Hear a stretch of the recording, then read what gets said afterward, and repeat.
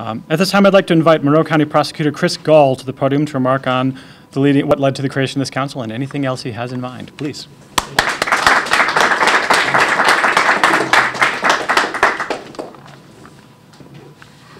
Soon after I took office as prosecutor, I was confronted with a number of cases that involved parents who left their children unattended, either in a vehicle, at a swimming pool, or in a car.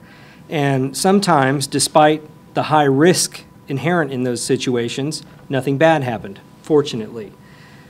But other times, something very bad did happen, and it was a terrible tragedy. It was very disturbing when a child was hurt in this community.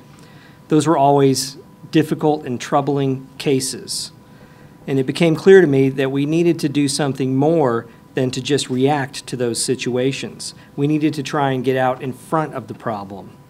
We needed to do something to prevent those terrible tragedy cases from happening in the first place. So we got together with other stakeholders, with law enforcement, the City of Bloomington, CASA, Bloomington Hospital, and in 2008 we did the Never Leave a Child Unattended campaign, which was a public education prevention effort that used a poster that we sent out all over the community, and it was very effective. Even to this day, when I take my daughter to our pediatrician, that poster is still up in the office. We got the word out, and I really came to appreciate through that experience just how powerful prevention and education could be and what a difference it can make, and that we still need to be doing more of it on the public safety issues that affect our community. In the spring of 2010, after a long community organizing effort, Susie's Place opened its doors, Bloomington's new child advocacy center. And that, again, has made a huge difference in our ability to respond effectively to allegations of abuse and neglect involving children in our community.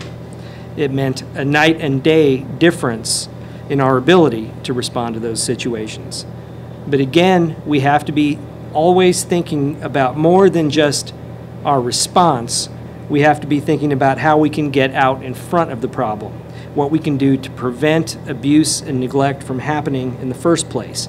That has always been the missing piece of the puzzle. That's the resource that we always need to create and recreate in our community.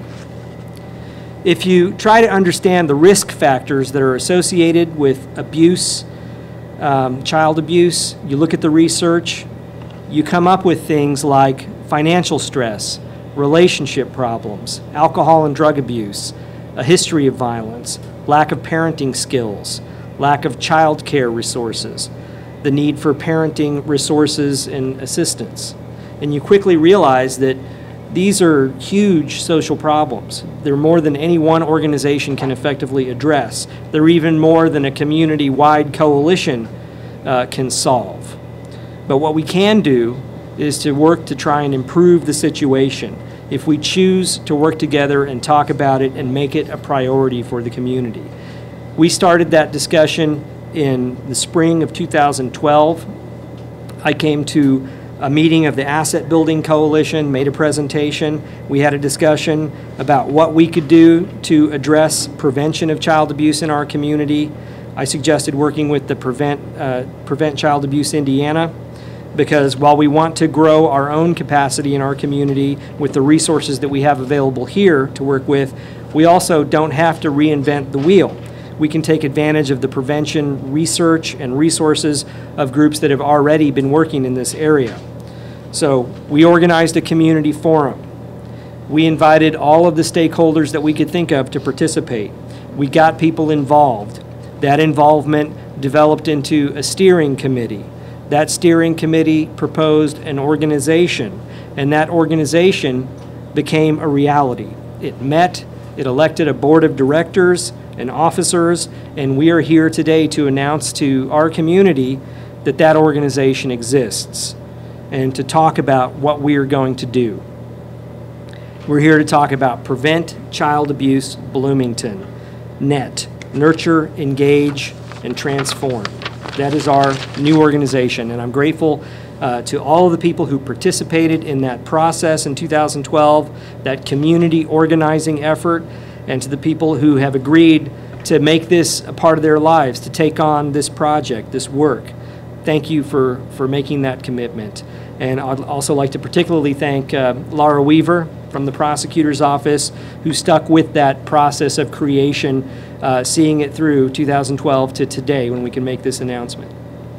As prosecutor, one of the things that I'm very fond of saying is an ounce of prevention is worth a pound of cure. And the reason I like to say that is because it's so true. The work that you do in prevention and education pays off. It prevents the harm from happening in the first place, and there's no better investment of our time and resources. So thank you very much for committing to create this organization.